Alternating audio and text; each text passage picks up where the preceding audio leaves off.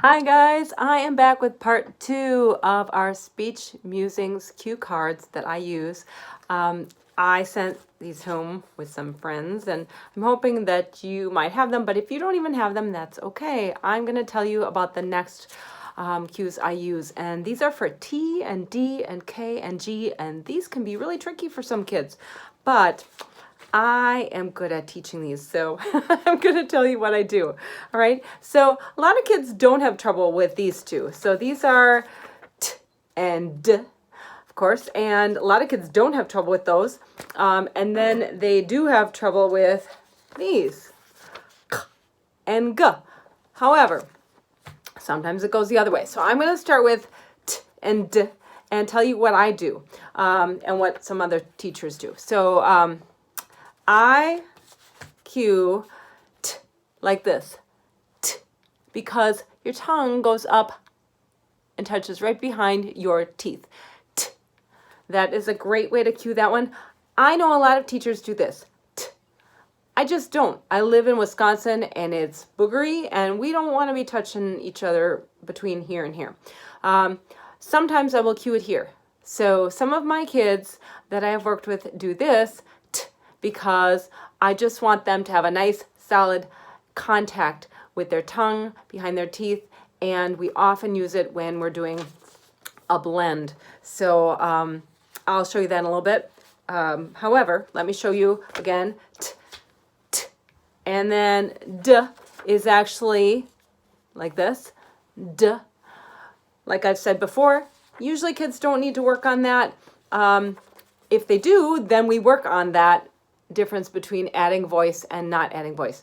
So if you are just working on placement, then I'm not worried about whether you're doing a cue for this or not, okay? So T or T, okay? I'm going to show you the next thing I do, and that is K and G, okay? K seems to be a tricky one for a lot of people. I do not have trouble with teaching K. So I tell kids, you need to put your finger in your mouth and keep it dry.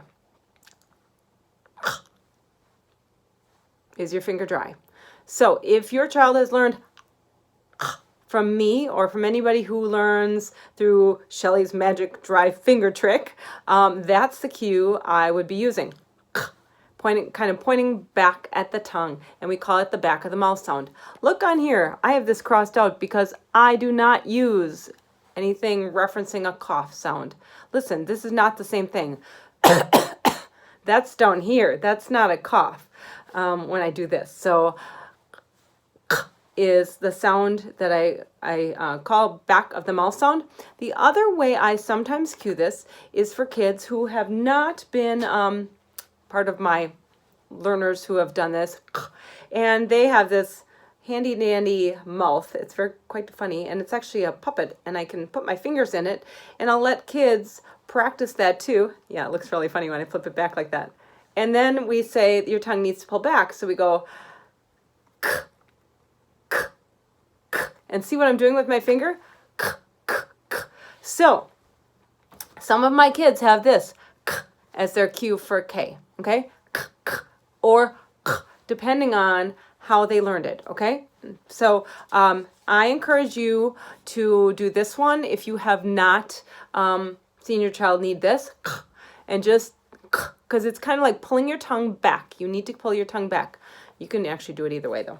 Again, excuse me, G and K. Look, they're exactly the same, right? Same placement. All you're doing is adding voice for G, right? So G, G. That is this one. Okay? So now you have cues for T, D, K, G. Ta-da!